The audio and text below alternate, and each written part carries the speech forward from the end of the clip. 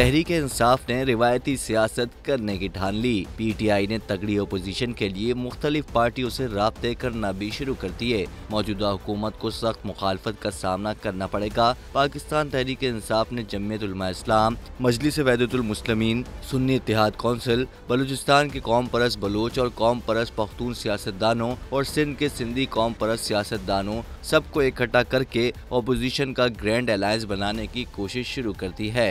Opposition इत्तेहाद पहला जलसा कोयटा में 14 अप्रैल को करेगा। जलसे में PTI की तरफ से उमर अयूब जाएंगे। अपोजिशन इत्तेहाद ने राब्ता टीम भी तश्कील दे दी है।